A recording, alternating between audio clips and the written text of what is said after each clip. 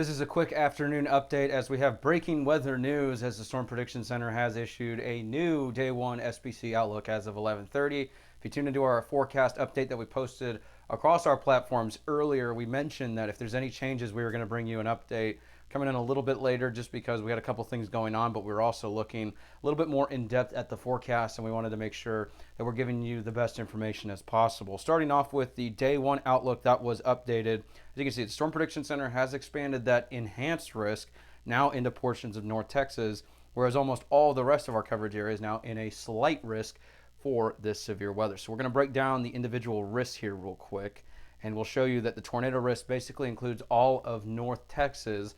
And if you watched our update earlier, we mentioned this is not going to be a intense or high-end tornado risk or anything like that. There are conditions favorable that ahead of a main line of storms that's expected to make its way into the area, there could be some low-top supercells that have that look to it. It may have the potential for an isolated tornado or two. And then after we have that activity merge into a line, we'll have to watch the line segments and see kind of where the potential for QLCS tornadoes could develop along that line. And for those who don't know what a QLCS tornado is, when you get these line segments, every now and then you'll get conditions and the right environment favorable for one portion of that line segment to start rotating on the leading edge of it, and then you could get these spin up tornadoes along and embedded with those lines. So the tornado risk is low, it's not zero, and we cannot rule out maybe an isolated tornado or two for storms this evening. But I do think the main risk this afternoon is going to be damaging wind. We'll show you that here in just a second, as well as flash flooding. But otherwise, here's a look at that SPC hail outlook for this afternoon.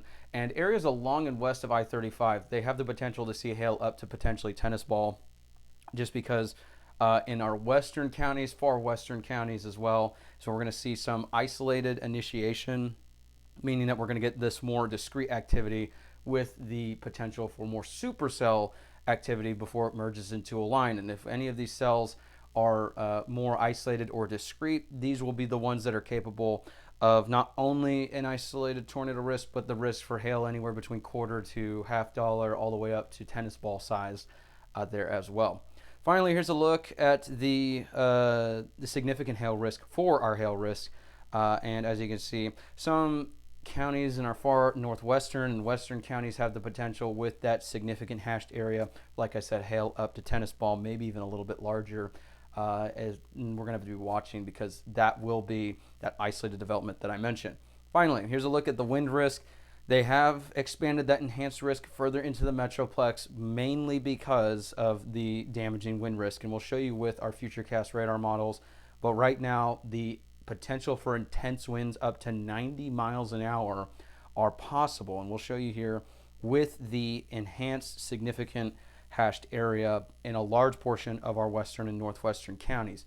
Now, these storms are potentially going to be the most intense they will be along into the west of I-35. That doesn't mean that areas east of I-35 in the Metroplex are completely out of the woods, but it looks like the more intense segment is going to be closer to when they merge into a line, and it's a little bit in its beginning phase before it starts to move to the east, when it could potentially weaken just slightly. Otherwise, in the DFW Metroplex, there is a potential for up to 80 mile per hour winds with this line segment, and we'll show you that with our Futurecast radar starting off with around 5 o'clock. Now, notice out near Stanford, is to the left of your screen. Notice, and I'll zoom out real quick and show you, look at all this isolated supercell activity that is forecasted with this model for later this afternoon around 5 o'clock. That is where the intense hail, maybe an isolated tornado or two, are most likely going to be the greatest risk out there, all the way up into central Oklahoma. But now as we start to put this into motion, notice those supercells start to move towards our area in our western counties. And that's when we're going to be watching this very, very carefully, because if any of these manage to fire up in our western counties, that's when we're talking a significant hail risk for some locations, as well as damaging winds, isolated tornado or two. So the model's outputting around 7 o'clock, and keep in mind, models are not perfect, so there's a chance that this is outside of where it's showing. There's a chance it could be off timing wise just by a little bit.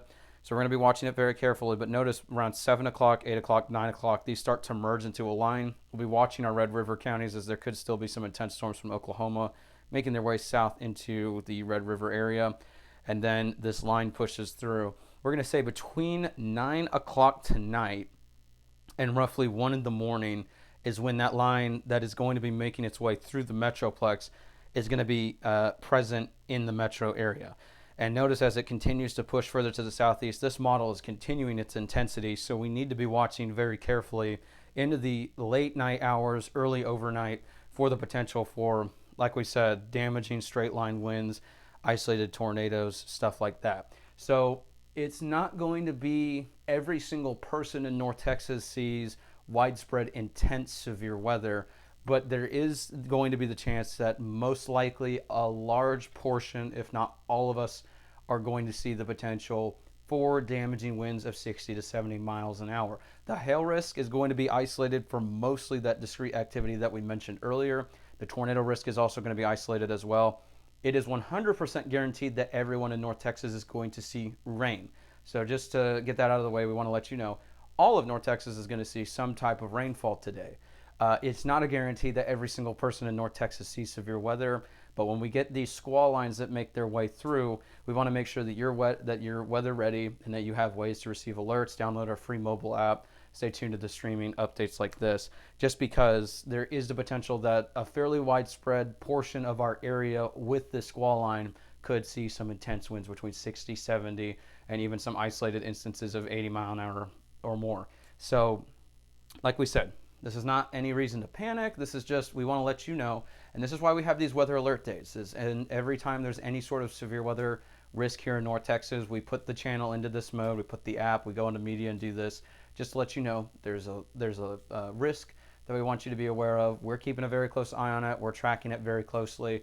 But the best thing you can do is just be prepared, be aware, and you will be fine. So like we said, just a quick word of advice. If you live in a mobile home or a portable home, just because there is the potential for widespread damaging winds, get to know your neighbor in a sturdy building, or later this evening, maybe plan to be with some people who have a sturdier structure, just because oftentimes people forget if you're in a portable or mobile home, 70 mile per hour winds can be just as dangerous as a tornado to a mobile or portable home or an RV. So just as a word of caution, if we do have widespread winds, you will probably want to stay with a family friend, just if you are in a mobile home or portable home or an RV tonight, just to be 100% safe. So that's a look at the update we got now. Stay tuned for updates throughout the day. We will let you know if anything changes with this forecast. Of course, stay tuned to the Weather 225 mobile app. We're putting updates throughout the day on that app. And of course, we are doing this streaming. Have a fantastic day. We know this video is a little bit long, but we want to make sure that you have all the information out there. Stay tuned to your North Texas weather channel. We're going to be, like I said, keeping a close eye on this. Whether it's sunny, stormy, or snowy in North Texas, be sure to download our free Weather 225 mobile app.